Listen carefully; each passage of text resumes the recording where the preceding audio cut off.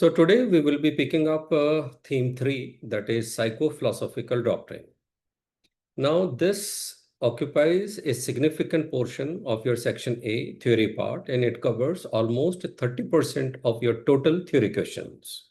We have already discussed in previous class.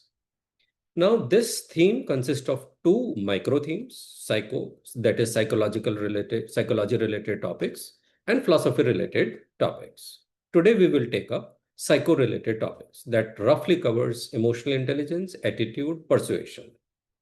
Now here, nature of questions, competency level is easy to moderate.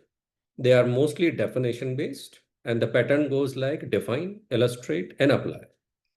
But for better marks fetching, you should be connecting it to values, because ultimately values are rooted in emotions. Your positive emotions like compassion, kindness, empathy get transformed into values. And when we practice that, then that becomes part of our character, and that part becomes part of our habit. And that is like you can connect with virtue ethics also. Okay. Now, in this segment, in the psycho part, we would be taking up one question, that is, hatred is destructive to a person's wisdom and conscience and can poison a nation's spirit. Do you agree with this view? Justify your answer. Now, this question seems to be easy, and we have already said that questions are like easy to moderate. However, in such type of questions, we know it, but we fell short of words. And there is a problem of interlinkages. And as a result, dimensions are not properly covered. Okay. So now this question is based on hatred, that is a type of emotion, and how it destroys our wisdom, conscience, and how it is disastrous for the nation's spirit. So we have to see various other dimensions.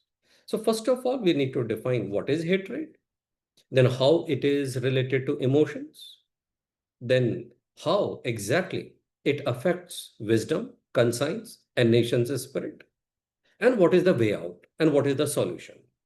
And for solution, you need to know what are the root causes of hatred. Because until and unless you don't know what are the causes of hatred, you won't be able to remove those, hatred. We cannot move over hatred. And then finally, we will be concluding that why it is necessary to remove hatred for individual perspective as well as for the nation's perspective. So you can say that hatred is basically a strong dislike, repulsion against some person, some community, religion, society, belief system, language, nation. It could be against anything, right? So that is like a strong repulsion and dislike. And such hatred get manifested in the form of religious hatred, caste hatred, gender hatred, linguistic nationalism or linguistic domination or linguistic imperialism. Now, hatred is a kind of emotion, and emotions are natural. But these emotions are of two types, negative emotion and positive emotion. Negative emotions are like hatred, anger, revenge, vengeance, greed, pride, etc. Negative emotions leads to vicious cycle. Hatred will lead to anger, it will lead to revenge, vengeance, and it will get manifested into violence. On the other hand, positive emotions will lead to virtuous cycle. Positive emotions like compassion, empathy, and they are the roots of the values. These get transformed into values. And values, when get implemented in our action, then they become part of our personality. And hence, it leads to virtuous cycle. As far as hatred is there, in this regard, we can quote Buddha. Buddha says that there are three types of poison: lobh, dvesh, and moh. Dvesh, that is hatred. Now, hatred is that poisons wisdom, conscience, and nation's spirit. How it will poison our wisdom. So hatred clouds our wisdom. We become dogmatic, we become uncritical, logical thinking and analytic ability is drastically declined. Wisdom's ability to use knowledge, skill, experience, moral intuition, moral reasoning get limited. And we become impulsive. Our decision becomes based on impulse, and hence they are one-sided. So overall, our wisdom and thinking power, examining power get strongly curtailed. You can quote and you can relate with the Plato also. Plato in his theory of justice says that reason is the one thing that controls all other faculties of an individual. So when reason get curtailed, all other faculties get, released from the wisdom and they multiply. Like, for example, our appetite, our greed, then we become a grabbing mentality. And hence we become slave of our impulsive actions. So that's where hatred curtails and poisons our wisdom. How it poisons conscience? Now, conscience is the innate moral sense of right and wrong. It is inner voice. It is a voice of it is voice of inner self. You can say it is voice of higher self. It is a voice of divinity. Once hatred poisons conscience, then inner voice is neither heard nor felt. Just as clouds conceal sun and we come in darkness, exactly in the same way, hatred conceals conscience. And hence, our innate moral sense of right and wrong get limited or comes under cloud and get strongly curtailed. No more higher self, conscience governs us, and we become slave of lower self. And lower self is a product of our ignorance, greed, pride, anger, and hatred, revenge, vengeance, and that's how we have a vicious cycle.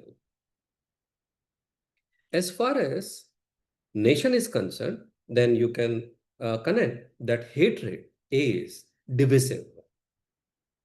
It is intolerant. It leads to disharmony. And we have conflict-ridden society. Hatred becomes threat to unity and integrity of the nation. It becomes threat to composite culture, public solidarity. It creates many systemic barriers, which curtails intermingling of people, and hence it curtails and it fractures fraternity, sense of brotherhood, the civic sense, responsibility towards society that get drastically reduced. It becomes hurdle for the progress and development. Because of hatred and consequent other negative emotions like vicious cycle, the very moral infrastructure get fractured. There is loss of human values because there is a manifestation in the form of caste discrimination, religious discrimination, gender discrimination. And hence the basic human value, human dignity, moral worth get compromised.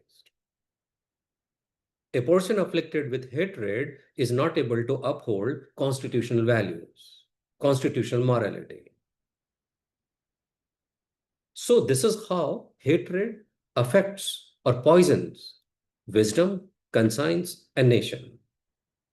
Now, emotions are natural and negative or positive leads to accordingly attitude. Negative emotion will make negative attitude. You can talk about bureaucratic attitude, colonial mindset. And hence, that is a series of problems. A public servant afflicted with negative attitude will result into biased decisions, biased policies. The basic purpose of public service, that is welfare and ensuring and protecting and promoting justice, fairness, equity, get compromised. Positive emotion, on the other hand, leads to positive attitude, and that is democratic attitude, a service orientation, selflessness. And automatically a person becomes fearless and pursues and displays moral courage and the integrity. So these are the certain things in that some way that emotions or like hatred affects all the aspects of human life. Now, what is the solution? Now, to reach and to talk about the solution, first we need to talk about what are the causes of hatred. Then only we will be able to remove those causes and we will be able to remove hatred. So the causes could be many.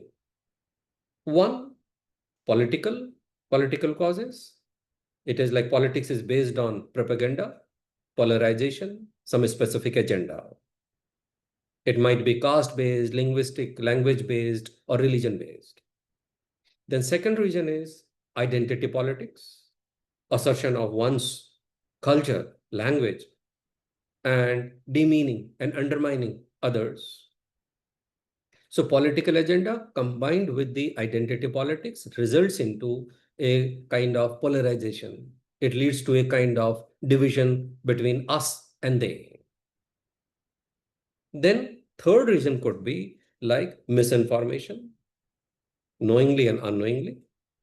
You have hatred against a certain community and certain belief system, and then you spread rumors. Then fourth reason could be your personal experience, your society's experience, your nation's experience. It might be through riots. It might be through war. Okay. Then fifth reason could be that a person afflicted with hatred might be having weak cognitive skills, lower logical reasoning, analytic ability.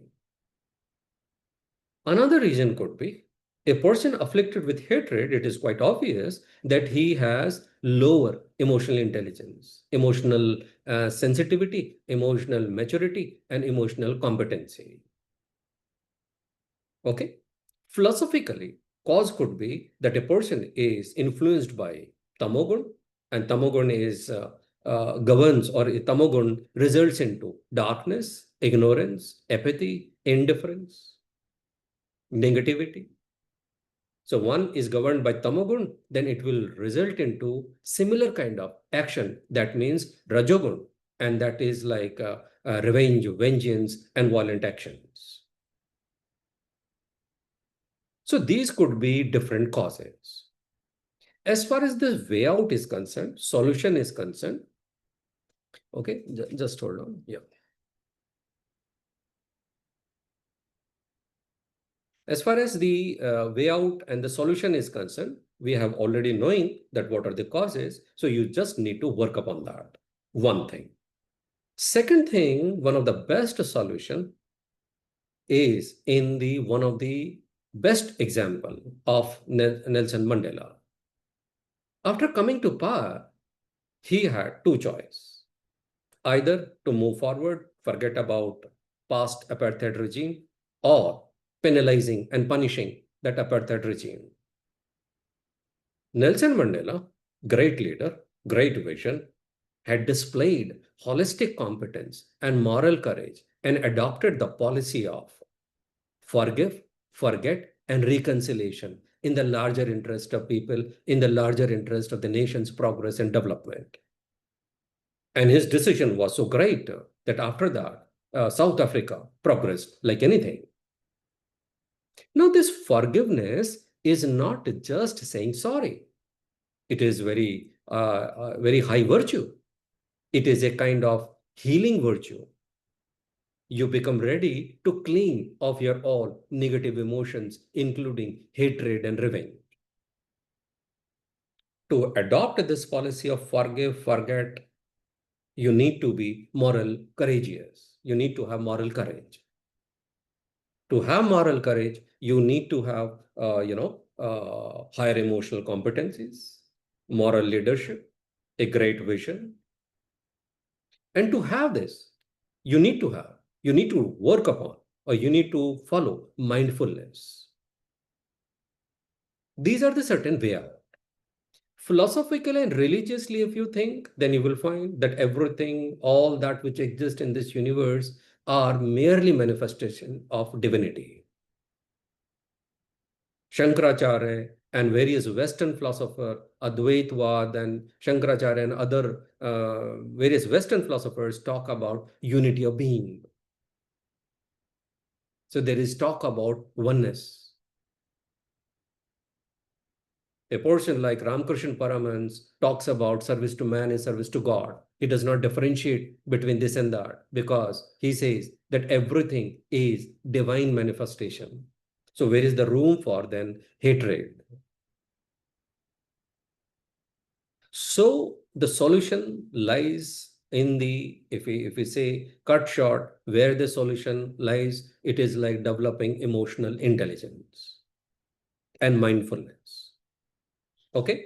So conclude how to conclude this for the happiness, for individual well-being, for social well-being, for the nation's well-being. It is necessary to move over hatred and adopt healing virtue like that of forgiveness.